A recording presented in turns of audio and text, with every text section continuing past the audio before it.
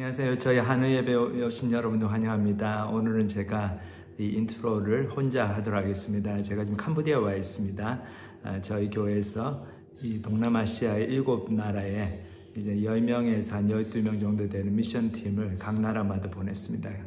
그래서 그 미션 팀이 이제 한 달 동안 훈련을 마치고 바로 이번 주 그 화요일 날 대부분이 각 나라로 도착했고, 저는 이 캄보디아 팀하고 잠깐 시간을 보내면서 여기 한 일주일 정도 있으면서 정착하는 걸 도와주기 위해서 여기 혼자 왔습니다. 샤론 자매는 이제 아직 그 알라메다에 있습니다. 그래서 제가 인트로를 혼자 지금 진행을 하고 있습니다.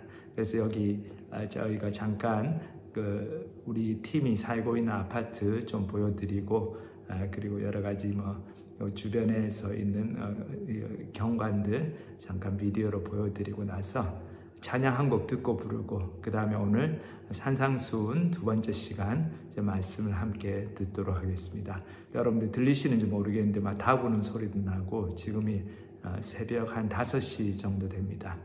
근데 워낙 날이 너무 더워요. 여기 한 40, 섭씨로 한 40도에서 43도 그렇게 낮에 올라가기 때문에 아마 저희가 아침 일찍 일어나가지고 모든 걸 좀 하고 저녁에 일찍 자고 그런 스케줄로 이 선교를 해야 될 것 같습니다. 그래서 저희가 여기서 이제 하는 일은 여기 이곳에 계시는 오랫동안 15년 이상 사역하고 계시는 한동대학교 NIBC라고 하는 그 캠퍼스 그룹 이제 선교단체가 됐는데, 그 출신의 그 선교사님들 오셔가지고 유치원과 초등학교, 그리고 또 청소년부 사역, 그리고 주일날 교회 사역, 그리고 NIBI라고 하는 그 사역자 양성하는 대학과 같은 비슷한 그런 교육기관에서 저희들이 영어를 가르치고 이제 그분들 사역을 이제 돕는 일을 할 예정입니다.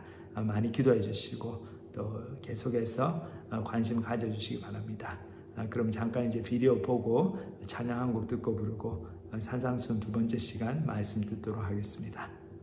이제 잠깐 저희 캄보디아 팀 소개하는 시간을 가지겠습니다. 여기 보시면은 저희가 캄보디아까지 오는데 시간이 많이 걸렸어요. 거의 뭐 하루 반, 이틀 가까이 걸렸는데, 먼저 타이완으로 왔다가 타이완에서 다시 방콕으로 와야 되고, 방콕에서 여기 사진에서 보시는 것처럼 조그마한 비행기를 타고, 프로펠러 비행기죠, 시엠리 공항에 도착했습니다. 그래서 지금 공항을 그 방콕에서 출발하는 사진이 있고, 바로 그 다음 이제 방콕에 시엠립에 도착한 사진을 보여드리고 있습니다.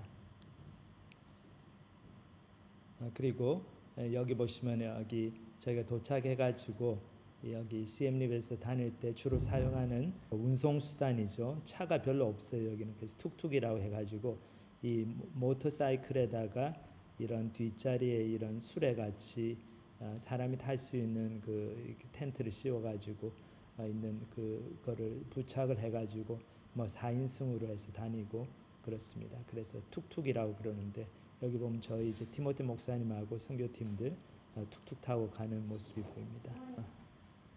그리고 이 비디오는 저희 이제 아파트 우리 선교팀이 살게 된 이제 벌써 입주를 했죠. 그 아파트의 바깥 경관입니다.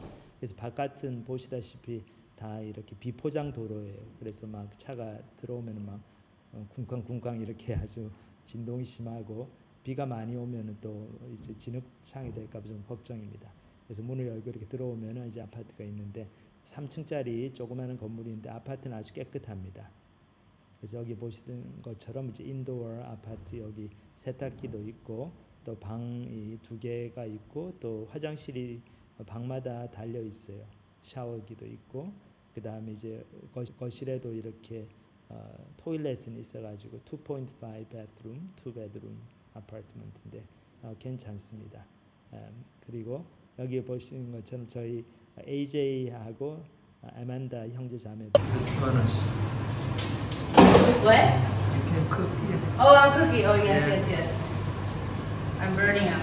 What are you cooking, Amanda? Dumplings. Dumplings. 이 사람들은 이제 UC 리버사이드에서 온 우리 형제 자매인데 결혼했습니다.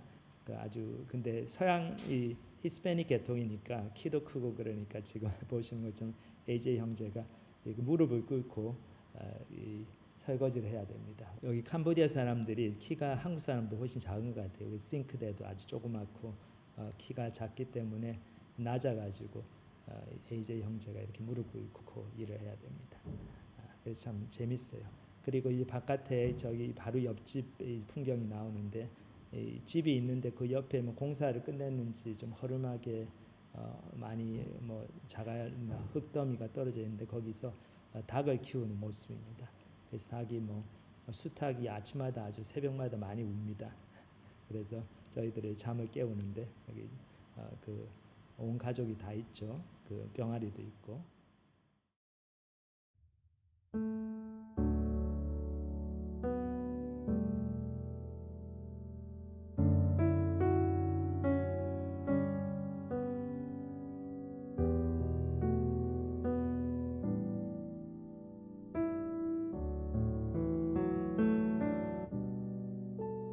웬 말인가 날 위하여 주 돌아가셨나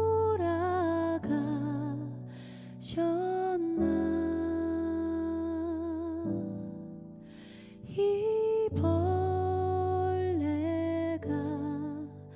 든 날 위해 근혜 받으셨나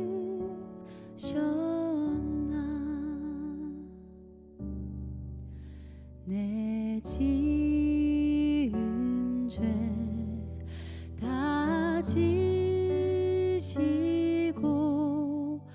못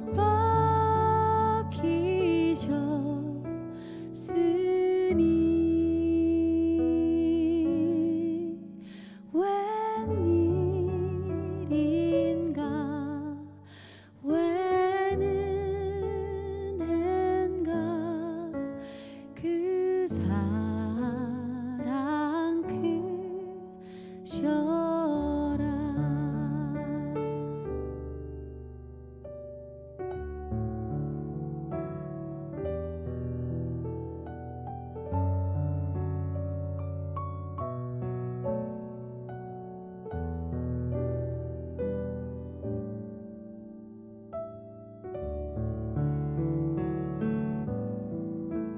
나 십자가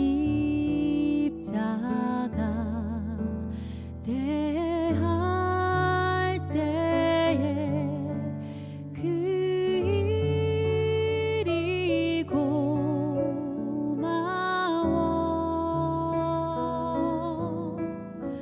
내 얼굴과 비 못 들고 눈물 흘리도다 늘 울어도 눈물로써 못 갚을 줄 알아 몸 밖에 드릴 것 없어 이 몸 바칩니다 몸 밖에 드릴 것 없어 이 몸 바칩니다.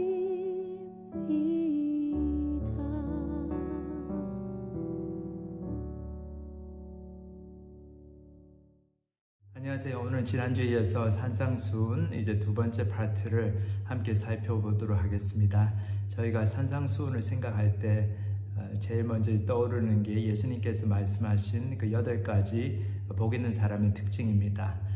그 말씀 잠깐 이제 함께 살펴보기 전에 잠깐 제가 이 녹화를 하고 있는 곳이 이 캄보디아입니다. 아까 서두에서 말씀드린 것처럼 우리 선교팀 그 형제 자매들이 5이 가구가 와서 내 가정은 이제 결혼을 한 가정이고 이제 한 가정 그 리더 커플은 또 아이도 하나 있고 그런데 이제 나머지 3가정은 이제 신혼부부들이고 그 다음에 한 가구는 이제 3명의 형제들이 싱글 형제들이 함께 삽니다. 그래서 이 아파트를 5유닛을 얻었는데 다 이제 한 건물에 있어요. 그래서 참 이 편리해서 좋고 함께 공동체 생활할 수 있어서 너무 감사합니다. 그리고 이곳 날씨가 정말 레코드 브레이킹 그런 핫 웨더입니다.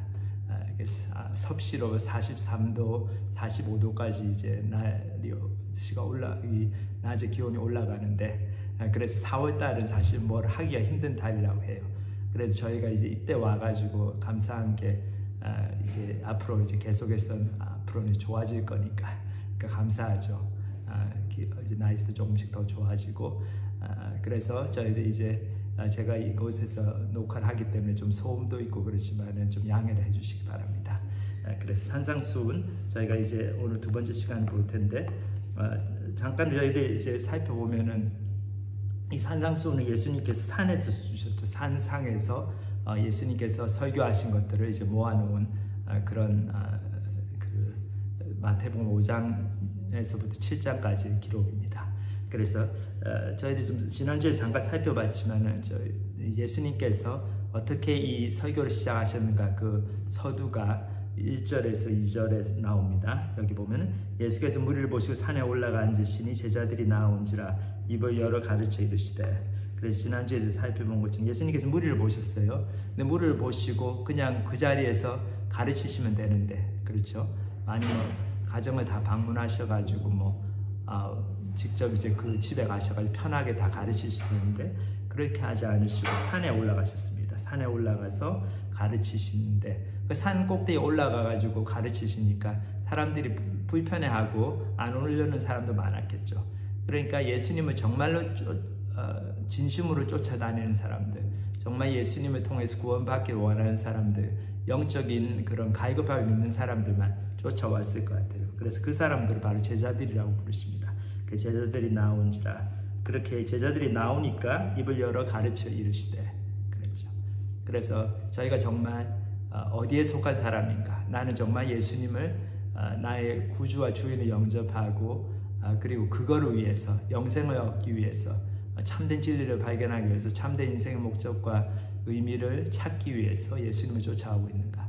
아니면 그냥 이 땅에서 잘 먹고 잘 살기 위해서 예수님 믿으면 도움이 된다니까 이 세상에 나의 어떤 물질적인 필요 또 나의 감정적인 필요 아니면 나의 욕심을 채우기 위해서 자식이 잘 되고 남편이 잘 되고 그러기 위해서 예수님 쫓아가고 있는가?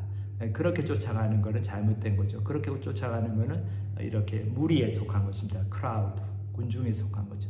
그러면 이제 예수님을 쫓아가는데 조금만 어려움이 있고 힘든 상황이 발생하면은 쫓아가는 걸 포기하는 거죠.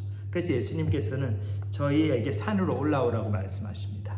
산으로 올라가는 경험이 어떤 것일까요? 지난주에 잠깐 말씀드렸지만 일상생활에서는 저희가 휴대폰이라든지 그런 텔레비라든지 그런 여러 가지 또 세상의 걱정 근심 그런 것 때문에 저희 마음이 항상 이렇게 주의가 산만한데 그러지 않고 저희가 일상에서 하루에 동안도 또 일주일에 간에도 또 한 달의 그 시간 속에서도 그렇게 매일 하나님과 하나님 말씀 묵상하는 시간 그리고 일주일에 한 번씩도 하나님 묵상하는 시간 또 한 달에 한 번씩도 좀 기도원 같은 데 가고 또 개인적으로 좀 시간을 내어서 몇 시간씩 하루 토요일 날을 잡아가지고 주님과 교제하는 시간을 그렇게 갖고 있는가 정말 그거에 대해서 저희들이 많이 돌아봐야 될 것 같습니다. 그래서 그런 시간이 없다면은 참 저희가 아마도 나는 아직도 무리에 속한 그 군중에 속한 사람이 아닌가 그거를 저희들이 심각하게 생각해 봐야 될 것 같아요. 그리고 이제 2번째로 보면 산으로 올라간다 그 경험은 바로 또 조금 길게 인생을 보고 저희들이 영적 여정을 봤을 때는 하나님 앞에서 내가 신앙의 선택을 하는 것 조금 힘들고 좀 막 겁도 나고 그렇지만은 하나님을 믿기 때문에 내가 그것을 선택해 나가는 그런 모습 그것이 바로 산으로 올라가는 모습입니다. 영어로는 taking a step of faith 그런 말을 하죠. 그래서 좀 scary하고 inconvenient하고 costly해도 그것을 해나가는 그런 선택을 해나갈 때 좀 우리의 믿음이 자라나게 됩니다. 그래서 예수님께서 산에 올라가서 앉으셔서 가르치셨다. 그래서 저희들이 이 두 가지 측면을 기억해야 될 것 같아요. 산으로 올라가는 게 나의 일상생활에서 분주하고 마음이 바쁘고 또 여러 가지 주의를 산만케 하는 뭐 전화기라든지 텔레비라든지 그런 데서 좀 벗어나서 하나님과의 교제 시간을 가지는 것, 그거 하나 하고, 또 하나는 나의 삶의 중요한 선택의 순간들마다 믿음의 선택을 하는 것. 저희들이 매주마다 성경을 공부한다, 아니면 매일 성경을 읽는다, 이런 것도 결단이죠. 근데 그 결단할 때 항상 비용이 따릅니다. 그만큼 내가 딴 걸 못하게 되고, 기도 좀 하려고 하면 좀 아침에 일찍 일어나야 되고, 잠을 좀 덜 자야 되고, 게을르지 않아야 되고, 그러니까 그런 비용을, 그런 코스트를 내가 지불할 수 있겠는가. 근데 그렇게 좀 하기 싫지만은 내가 주님을 쫓아가는, 그리고 예수님을 정말 알아야 되겠다, 그런 마음이 있다면 하겠죠. 그런 것을 조금씩 해나가면은 우리의 믿음이 자라고, 바로 그런 것이 바로 산으로 올라가는 그런 과정입니다. 그래서 저희들, 예수님은 산에 계시고 저희를 그쪽으로 부르신다는 거, 이 상징적인 표현이죠. 뭐 예수님이 문자적으로 산에 계시다는 게 아니고, 그래서 예수님을 쫓아가고 내가 영적인 진리를 발견하는데 힘들고 좀 불편한 게 있더라도 그런 것을 참고 이렇게 해나갈 때, 그게 바로 저희들의 믿음의 선택이고, 저희가 그만큼 예수님의 말씀이 중요하게 생각하고 예수님을 중요한 분으로 내 삶에 이렇게 모셔드린다는 증거가 되겠죠. 그렇게 할 때 하나님께서도 저희에게 복을 주십니다. 자, 그래서 예수님이 이제 산상 설교를 시작하시는데, 여기 이제 베아티튜드라고 팔복에 대해서 말씀하시죠.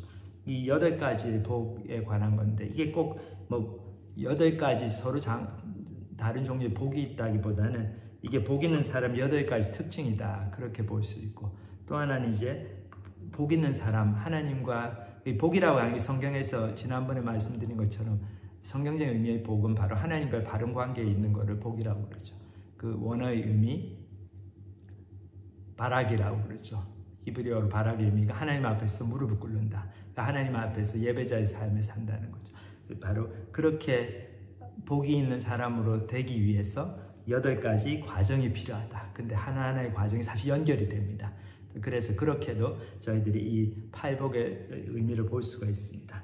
그래서 세상이 말하는 복은 지난주에 말씀드린 것처럼 이렇게 본다, 눈으로 보는 것이 볼시자에 이 한일 입구, 그리고 밭전이 있어가지고 밭에서 나는 소출들, 곡식들, 그런 거, 뭐 쌀, 보리, 그런 거를 많이 이렇게 있어가지고 소출이 풍성해서 그걸 내 입에 많이 넣고 그렇게 풍성하게 잘 먹고 잘 사는 삶을 보는 것, 그것이 바로 복이다. 그게 바로 세상적인 복이죠. 근데 성경은 그게 아니죠. 성경이 말하는 복은 하나님 앞에서 무릎 꿇는 것, 바락. 그리고 예배, 그래서 하나님과 예배의 관계에 들어가는 것, 하나님과의 친밀한 인격적인 관계가 있을 때, 그게 바로 참된 복이라는 거죠. 저희들 지난주 첫 번째 복을 살펴봤습니다. 이미 심령이 가난한 자는 복이 있나니 천국이 저희 것입니다. 심령이 가난하다는 말은 뭡니까? 우리가 일상적인 생활에서 뭐 사업이 잘 되고 학교 생활이 잘 되고 성적이 좋고 뭐 자녀들이 잘 되고 부모님 건강하고 다 이런 것들이 아무리 잘 돼도 저희가 영적인 존재이기 때문에 내가 영적으로 하나님과의 관계에 있어서 틀어져 있고, 하나님과의 관계에 있어서 내가 하나님 진노 아래에 있고, 하나님과 화해를 못했고, 하나님 용서를 못 구했고, 그래서 내 삶이 오늘 끝나면 이제 지옥행이다, 하나님의 영원한 심판 아래에 서게 된다, 그거를 깨달았을 때, 그리고 그렇게 된 이유가 나의 죄인, 내 아이 죄 때문이죠. 그래서 본질적으로 내가 얼마나 죄인인가, 얼마나 하나님께 반항하고, 하나님께만 반항할 뿐만 아니라 부모님께도 반항하고, 하여튼 뭐 세상에서 제일 가깝다는 사람, 내 자식들, 내 부모, 형제, 나의 아내도 제대로 정말 그 사람의 필요를 채워주는 면에서 진정으로 사랑하지 못하고, 사랑을 한다고 하는데 보면은 결국은 내 중심적으로 사랑을 하려고 그러고, 그러니까 내 욕심을 채우는 거죠. 그러니까 아무도 사랑하지 못하는 그런 죄인인 우리 자신의 모습을 보면서 하나님 앞에서 내가 이렇게 정말 구원이 필요한, 말도 안 되게 정말 불쌍한 그런 처지에 있는 사람이구나, 그걸 깨닫는 게 바로 심령이 가난해지는 거다, 그거죠. 그렇기 때문에 우리가 부자든 뭐 많이 배운 사람이든 세상에서 성공하고 출세한 사람이든 상관없이 모든 사람들이 하나님 앞에서 우리 죄를 자기 죄를 깨달을 때 그 심령이 가난해지게 됩니다. 그렇게 될 때 천국이 저희 것입니다. 이게 바로 복 있는 사람의 첫 번째 출발입니다. 나의 죄인됨을 깨닫는 것. 그것이 가장 중요하죠. 근데 이제 거기서 이제 두 번째 복으로 넘어가는데 참 이렇게 넘어가는 그 과정이 참 굉장히 도전이 됩니다. 이게 쉽지 않아요. 첫 번째 복에서 두 번째 복으로 넘어가는 게, 두 번째 복은 뭐라고 합니까? 애통하는 자는 복이 있나니 그들이 위로를 받을 것이며. 근데 여기 애통이란 단어 영어로는 이제 mourning 그런 말씀 쓰는데 또 wailing 아주 큰 슬픔을 얘기합니다. 근데 이제 애통을 많이 하죠. 사람들이 사랑하는 가족이 죽었을 때도 애통하고, 그러니까 세상 사람들도 애통을 합니다. 뭐 하다못해 우리 학생들이 뭐 시험 못 봐도 어떤 아이들은 뭐 문제 하나 틀려도 그것 때문에 속상해하고 울고 그러죠. 그래서 사람이 자기가 중요하게 여기는 그런 어떤 소중한 물건이나 아니면 소중한 가치 그리고 소중한 사람을 잃어버렸을 때 애통을 하게 됩니다. 근데 예수님께서 여기서 말씀하신 애통은 그런 애통이 아니죠. 여기서는 영적인 애통입니다. 그러니까 심령이 가난한 사람들만이 경험할 수 있는 애통이죠. 그러니까 어떤 것에 관한 애통입니까? 어떤 것에 관한 큰 슬픔입니까? 바로 나의 죄인됨. 내가 이렇게 심령이 가난하고 내가 이렇게 영적으로 보면은 너무 가난하고 불쌍하고 정말 안타깝고 이렇게 어떻게 도움을 구할 수도 없는 그런 불쌍한 참 처지가, 그런 막연한 그런 처지에 놓였구나. 그것을 깨닫고 거기서 그것에 대해서 깊이 슬픔을 느끼는 것. 근데 그렇게 하는 것이 복이 있다고 성경은 얘기합니다. 저희 생각에 그렇게 하면 막 이렇게 디프레션에 걸릴 것 같고 막 그런데 그게 아니죠. 성경은 우리가 우리의 죄인됨을 깊이 깨닫고 그 죄 때문에 애통하는 만큼 하나님의 그 구원의 은혜를 더 누리게 되고 하나님께서 주시는 구원을 더 소중하게 생각하게 되고 그 구원의 기쁨을 누리게 된다는 거죠. 그렇기 때문에 애통하는 사람들을 하나님께서 위로해 주시고 하나님께서 가까이 하십니다.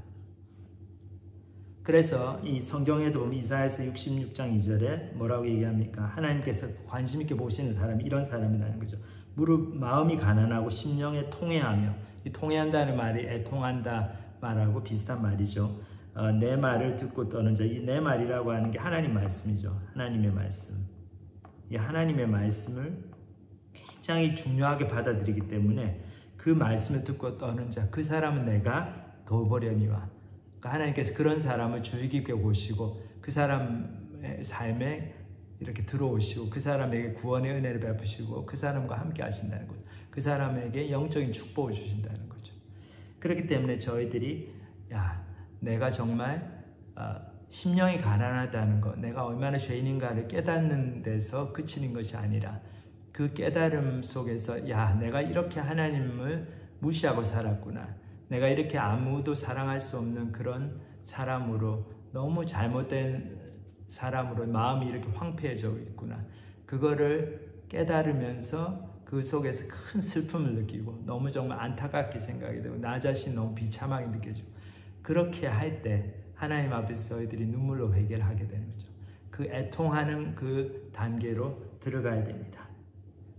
그래서 그 애통의 모습을 저희들이 생각해 보면 어떻게 우리가 심령이 가난한 것에 대해서 애통할 수 있는가, 두 가지를 생각해 볼 수 있어요. 첫 번째는 우리가 우리의 죄인됨을 깊이 깨달아 가지고 너무 그것에 대해서 부끄러워 여기고 너무 좀 민망하게 생각해. 내가 이렇게 죄인이었는데 이렇게 말도 안 되는 죄인이구나. 그것에 대해서 정말 부끄러워하는 거죠. 정말 회개를 하는 거. 저희들이, 여러분들은 그런 적이 있는지 모르겠는데 너무 큰 실수를 했을 때, 내가 너무 잘못해가지고 어처구니없는 실수를 해서 다른 사람한테 큰 피해를 입혔을 때 너무 미안하죠. 그때는 정말 쥐구멍이라도 있으면 들어가 보고 싶고 정말 죽고 싶죠. 이 세상에서 사라지고 싶고. 저도 옛날에 한번 대학원 때 무슨 이제 NMR 기계를 가지고 실험을 하는데, 제 실험이 이제 끝나고 그 다음 학생이 와서 실험을 하는데, 제가 실험한 그 데이터가 잘 되었나 이제 들여다보려고 그 학생이 실험하고 있는 그 실험이 막 돌아가고 있는 중간에 그 컴퓨터를 좀 두드리다가 어떻게 잘못 실수를 했는지 그 학생이 하는 실험을 다 망쳐버렸어요. 근데 그 친구는 그 단백질 그 재료 그 샘플을 만드는데 2달이 걸려가지고 그 실험을 하려고 이제 가지고 온 거거든요. 그러니까 이 학생 2달치 열심히 일한 거를 저의 실수 때문에 다 날려버린 거예요. 그러니까 제가 얼마나 미안했는지 너무, 그리고 저 자신 너무 진짜 밉고, 야 이렇게 살아서 뭐 하나, 나는 죽어야 된다 막 그 생각밖에 안 들고 너무 진짜 괴로웠어요. 저도 그런 거죠. 우리가 애통한다는 게, 야 내가 하나님 앞에 잘못 살고 그럴 때 내가 이렇게 잘못 살았네, 그거를 깨닫고 야 참 너무 내가 부끄럽다, 깊이 부끄러워하고 반성하고 내가 정말 이렇게는 살지 말아야지 회개하는 거, 그런 자각이 있을 때 그 속에 저희들이 정말로 애통하게 됩니다. 우리 학생 중에도 옛날에 보면은 그래요. 저희가 수양회를 하는데 처음으로 이렇게 Chinese 스피커를, 중국말 하는 중국 그 목사님을 수양회 강사로 모셨는데, 이 첫 번째 세션을 이제 학교에서 했거든요, 캠퍼스에서. 그리고 이제 수양관으로 그날 밤에 가는데, 첫 번째 세션에 온 학생의 한 사람이 자기 그 멘토한테 하는 얘기, 내가 왜 지금 이 목사 설교를 들어야 되냐, 이 목사님 뭐 자기가 얘기하는데 자기가 나온 대학도 그 학생이 나온 대학보다 못한데 내가 왜 이 사람 얘기를 들어야 되냐, 나는 더 좋은 대학 나왔는데 막 그러는 거예요. 그래서 제가 속으로 그 얘기 듣고, 야 이 학생 너무 진짜 쉘로하다, 어쩜 이렇게 천박할 수가 있나, 너무 세속적이고 천박한데 자기가 천박한 것도 잘 모르고 그걸 막 부끄러운 줄도 모르고 막 얘기를 하는 거죠.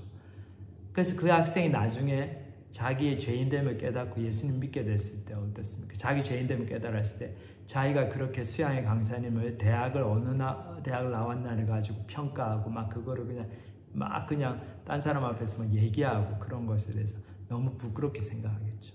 자, 그래서 나의 죄에 대한 부끄러움, 그 민망함, 그것을 저도 깊이 깨달을 때 이렇게 애통을 하게 됩니다.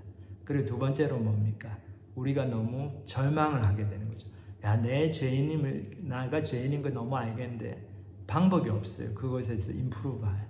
그러니까 하나님 앞에서 우리가 얼마나 헬플리스한 존재인가, 너무나 스스로를 구원할 수 없는 무기력한 존재인가를 깊이 깨닫고 거기에 대해서 깊이 절망하는 사람만이 구원의 은혜를 더 이렇게 소중하게 받고 그 구원의 기쁨에 감격하게 됩니다. 예를 들어서 하나님께서 인터뷰를 하신다고 합시다. 그래서 그 인터뷰를 잘해서 통과하면 다 천국에 가요. 근데 못하면 이제 천국에 못 가는 거죠. 근데 인터뷰 하나님께서 다 어느 누가 와서 해도 된다고 다 기회를 주시니까 얼마나 기쁜 소식입니다. 그래서 저도 이렇게 예를 들면 하나님 앞에 인터뷰를 받는데, 근데 하나님이 하신 얘기가 너 천국 가고 싶으면 이거 한번 해볼래. 그래서 뭡니까? 그랬더니 차이니즈로 설교해봐, 중국말로. 아니면은 이거 레미스 오페라 이 뮤지컬 그거를 다 노래를 불러봐라. 그러니까 전 노래도 잘 못 부르고 차이니즈도 잘 못하니까 죽었다 깨나도 그건 못하는 거죠. 그러니까 얼마나 절망스럽습니까? 난 최선을 다해 정말 구원받고 싶은데 하나님이 하라고 하시는 걸 할 수가 없어. 그러니까 그 속에서 오는 절망감이 너무 크죠. 하나님 어떻게 좀 용서해 주시고 좀 have mercy on me, 그 생각밖에 안 되죠. 그게 바로 애통으로 연결이 되는 그 과정입니다.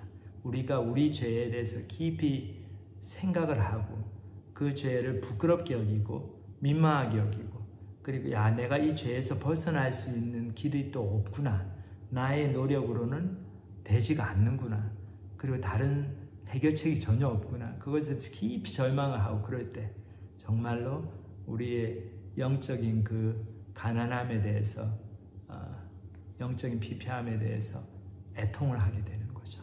근데 그렇게 애통을 하면은 하나님께서 위로를 주십니다. 그리고 그렇게 애통하는 사람이 어떻게 됩니까? 겸손해지는 거죠. 여기 세 번째 축복이 온유한 사람입니다. 온유한 자는 복이 있나니 그들이 땅을 기업으로 받을 것이며, 여기서 온유하다는 단어는 이제 영어로 보면 meek이라는 단어인데, 아니면 또 humble, 겸손하다, 그거하고도 연결이 돼요. 이 단어는 굉장히 자기 자신에 대해서 절제된 모습입니다. 온유하다는 게 사람이 그냥 헬렐레 해가지고 뭐 아무 매가리도 없고 줏대도 없고 그런 걸 얘기하는 게 아니죠. 약한 걸 얘기하는 게 아닙니다. 비겁한 걸 얘기하고 겁이 많은 걸 얘기하는 게 아니죠. 이건 마치 그 야생마가 그 말이 힘이 얼마나 셉니까 말이. 근데 잘 조련이 돼가지고 주인의 훈련을 잘 받아서 그 강한 힘을 오직 주인의 뜻대로만 쓰는 그 절제에서 사용하는 그런 단계, 절제된 힘을 절제할 수 있는 상태, 그것이 바로 여기서 지금 팔복에서 얘기하는 온유라는 단어의 의미입니다. 그렇기 때문에 우리가 정말 이제 온유해지는 것이 나타나는 그 구체적인 모습이 어떻습니까? 다른 사람과의 관계에서 나타나죠.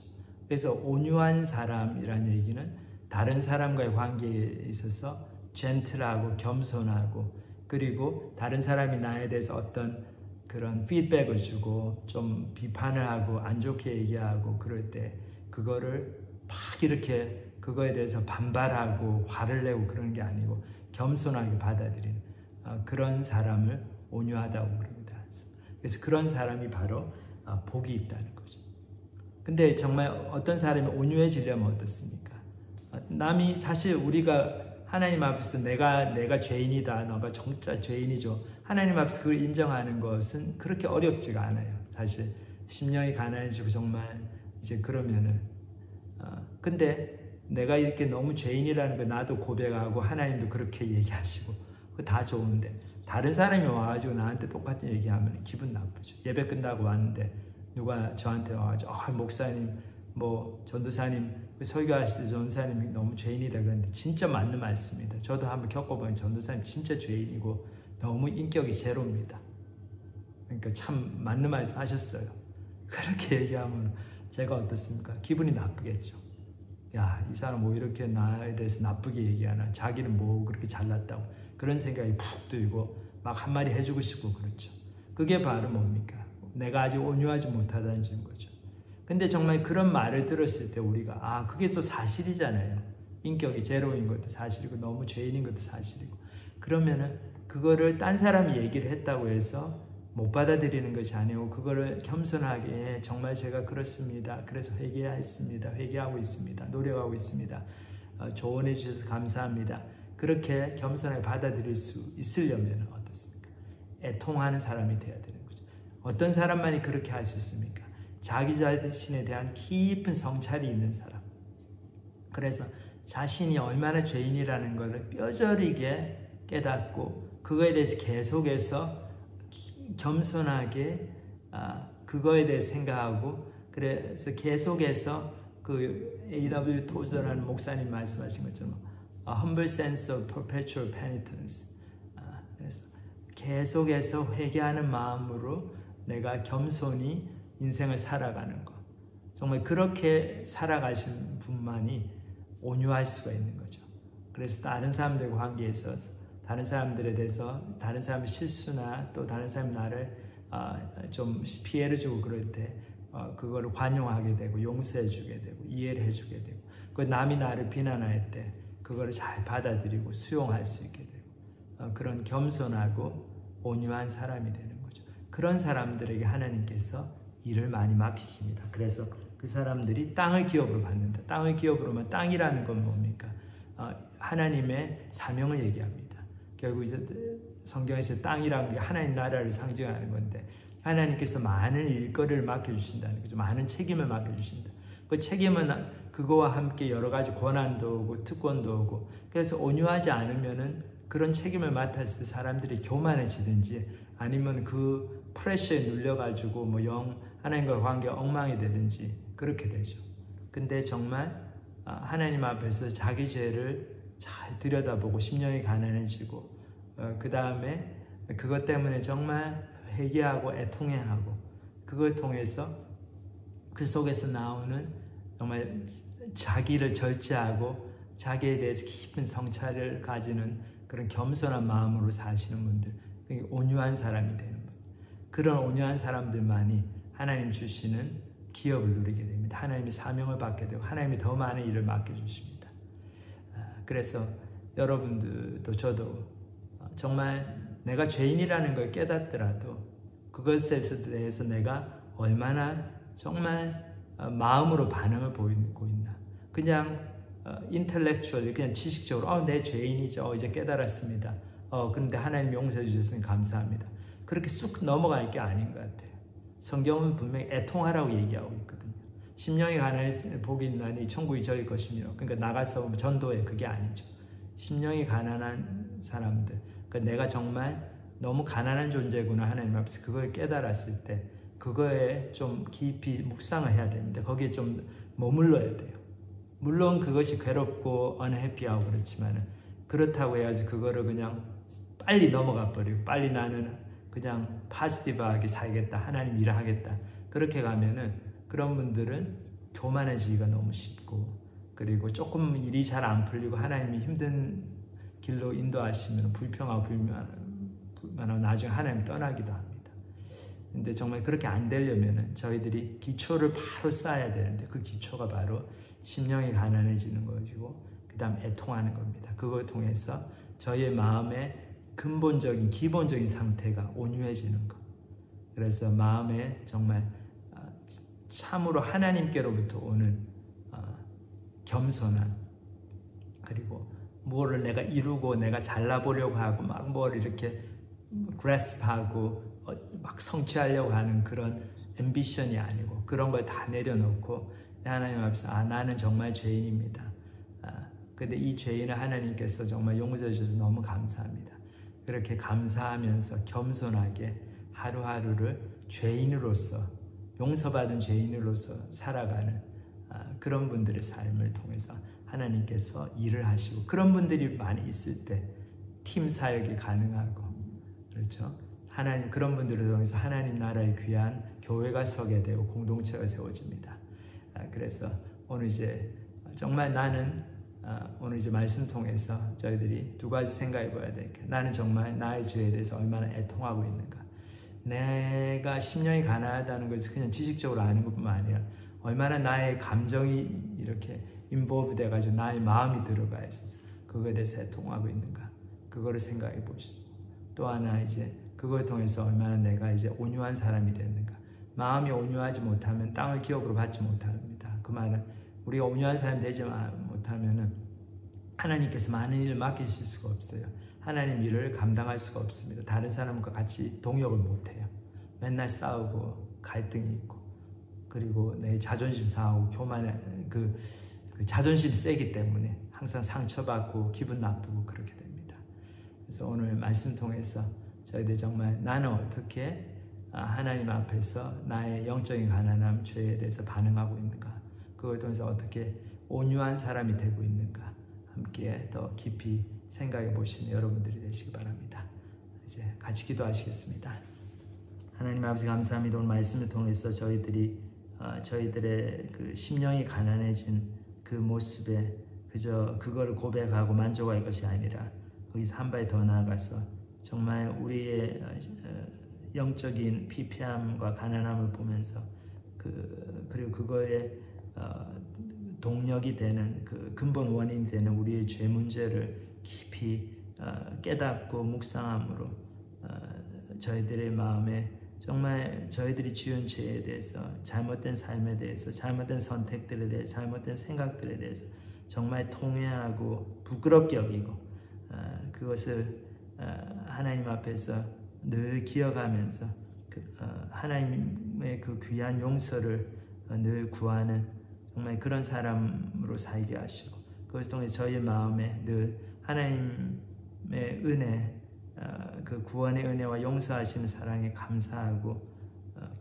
정말 예수님 십자가의 공로를 받아들이고 귀하게 생각하는 그런 겸손한 마음이 저희 삶을 인도할 수 있도록 주님께서 은혜 베풀어 주시기 원합니다. 그래서 저희들이 애통하는 사람이 되고 온유한 사람이 되어서 하나님 주시는 사명, 땅을 기업으로 주시려는 하나님의 그 귀한 은혜를 와 사명을 저희들이 부여받고 그것에 충성하는 그런 삶을 살 수 있도록, 그래서 다른 형제자매들과 그 사명 감당하는 삶을 동역하면서 서로 사랑하고 서로 용납하고 이해하고 그래서 하나님 나라의 공동체를 함께 이루어 나가는 그런 귀한 아름다운 삶을 살 수 있도록 축복하여 주시옵소서. 감사를 드립니다. 예수님의 이름으로 기도합니다. 아멘.